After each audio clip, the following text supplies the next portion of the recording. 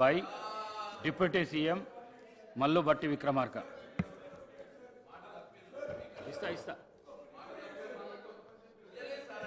అధ్యక్ష, రాష్ట్రానికి అతి ముఖ్యమైనటువంటి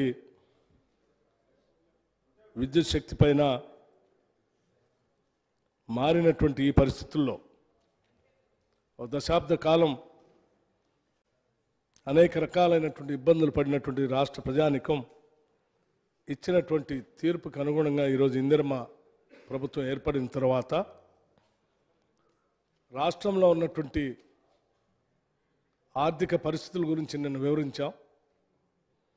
ఈరోజు అదే స్థాయిలో అంతే ముఖ్యమైనటువంటి విద్యుత్ శక్తి గురించి కూడా ఈ సభకి, స్టేక్ హోల్డర్స్కి, రాష్ట్ర ప్రజలందరికీ కూడా వాస్తవ విషయాలు తెలియాలనేటువంటి ఆలోచనతోనే ఈ శ్వేతపత్రాన్ని కూడా ఈ సభలో పెట్టడం జరిగింది. అధ్యక్ష, గౌరవ సభ్యులు చాలామంది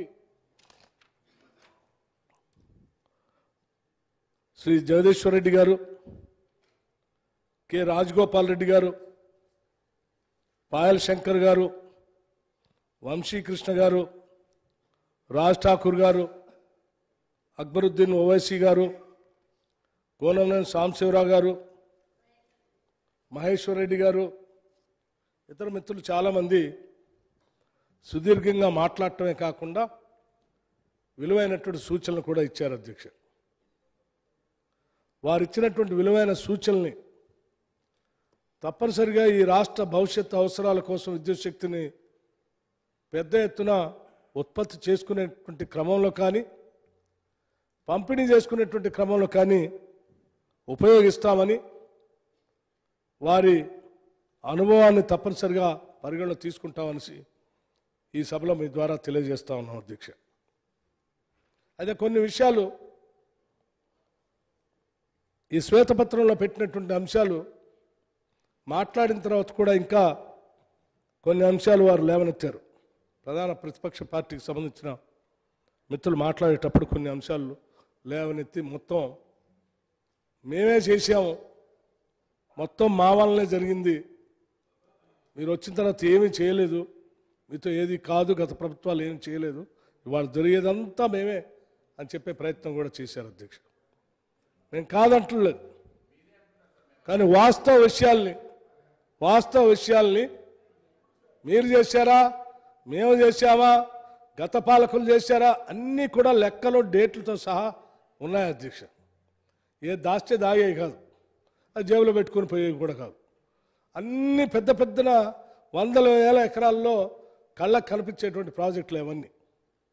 అవి ఎప్పుడు కట్టారు, ఏ డేట్ని వేసారు, ఎవరు మొదలు పెట్టారు, అన్ని చరిత్రలు ఉంటాయి. అధ్యక్ష, కాకపోతే 10 సంవత్సరాలు మమ్మల్ని అవతలు కూర్చోబెట్టి చేతులు కట్టేసి వాళ్ళు చెప్పేదంతా వినేటట్టుగా చేశారు. కాబట్టి ఆ వాస్తవ విషయాలు ఎన్నిసార్లు చెప్పాలని ప్రయత్నం చేసినా బయటికి రానియకుండా ఇక్కడ కూర్చొని వాళ్ళు ఏదో ఈ రాష్ట్ర ప్రజల్ని ఒక రకమైనటువంటి సమాచారం ఇచ్చి ఒక భ్రమల్లో ఉంచారు.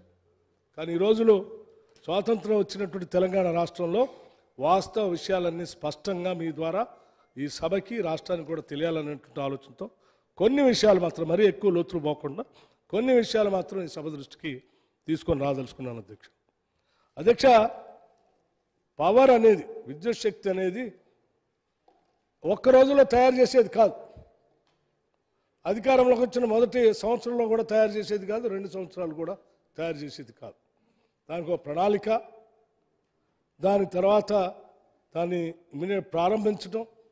ప్రారంభించిన తర్వాత జెస్టేషన్ పీరియడ్, ఉత్పత్తి వచ్చే వరకల్లా దాదాపు 4 నుంచి 5 సంవత్సరాల దాకా, అట్లాగే కొన్ని ప్రాజెక్టులు అయితే 7 సంవత్సరాల దాకా కూడా పడతాయి. అధ్యక్ష, అలా 4 నుంచి 5 సంవత్సరాలు, 5 సంవత్సరాల నుంచి 7 సంవత్సరాల దాకా పట్టేటువంటి ప్రాజెక్టుల ద్వారా వచ్చే ఉత్పత్తి ద్వారానే కరెంట్ ఇవ్వగలం. గతంలో అధికారంలో ఉన్నటువంటి పాలకులు అట్లా ముందు చూపుతో ఆలోచన చేసి వాటిని ప్రారంభించి మొదలుపెట్టుంటే అవి 4-5 సంవత్సరాల తర్వాత ప్రొడక్షన్లోకి వస్తే వాటిని పంపిణీ చేస్తాం. అంతేగాని అధికారంలో రాగానే వారు చెప్తా ఉన్నారు, 2014లో అధికారంలో రాగానే అప్పటివరకు రాష్ట్రంలో కరెంట్ లేదు, మేము వచ్చిన తెల్లారి నుంచే కరెంట్ ఇచ్చేస్తున్నాం, 24 గంటలు కరెంటు ఈ రాష్ట్రంలో ఇచ్చేస్తున్నాం అని చెప్తా ఉన్నారు. మరి ఒక్క రోజులోనే 24 గంటలు కరెంట్ ఇయటానికో లేకపోతే రాష్ట్రంలో కరెంట్ ఇయటానికో మరి ఒక్క రోజులో ఎట్లా ఉత్పత్తి అయిందో నాకు అర్థం కాలేదు అధ్యక్ష. వాళ్ళు మొదలుపెట్టి పవర్ ప్రొడక్షన్ అలా ఏం జరగలేదు. చెప్పి చెప్పి చెప్పి గోబల్స్, పాల్ జోసెఫ్ గోబల్స్ అని ఒక ఆయన ఉండేవాడు హిట్లర్ గారి దగ్గర. ఆయన ఉన్నది లేనట్టు లేనిది ఉన్నట్టు భ్రమలు కల్పిస్తూ ప్రపంచం మొత్తాన్ని కూడా మసిపూసి మారేడుకాయ చేసి ప్రచారం చేశారు. ఇప్పటికి కూడా చాలామంది ఆ గోబెల్స్ని ఆదర్శంగా తీసుకొని ప్రచారం చేసుకుంటూ చేసే కార్యక్రమంలో భాగంగానే వాళ్ళు ఈ రాష్ట్రంలో చేశారు అధ్యక్ష. నేను చెప్తా ఉన్నాను అధ్యక్ష, దార్శనికులు ముందు చూపు ఉన్నటువంటి వాళ్ళు మాత్రమే భవిష్యత్ తరాలకి విద్యుత్ శక్తి ఎంత అవసరం ఉంటుందో ముందుగానే ఆలోచన చేసి వాళ్ళు పునాదులు వేస్తారు కాబట్టి వేశారు కాబట్టి ఈరోజు రాష్ట్రంలో కానీ దేశంలో కానీ విద్యుత్ శక్తి అందుబాటులోకి వచ్చింది అధ్యక్ష.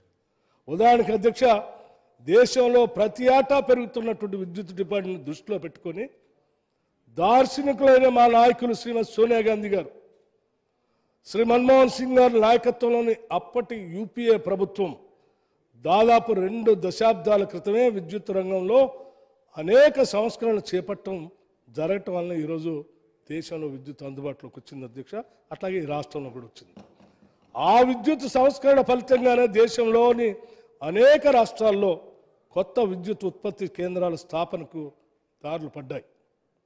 దేశంలో 2 విభిన్న ప్రాంతాల నడుమ విద్యుత్ కొనుగోళ్లు అమ్మకాలు జరిపే ఒక మార్కెట్ వాతావరణం కూడా ఆ తర్వాతనే ఏర్పడింది. విద్యుత్ మార్కెట్ కోసం ఉత్తర దక్షిణ భారతదేశాలు అనుసంధానించే ట్రాన్స్మిషన్ కారిడార్కి అవసరమైన ప్రణాళికలు కూడా అప్పుడే రూపుదిద్దుకున్నాయి. అప్పటి మా యూపీఏ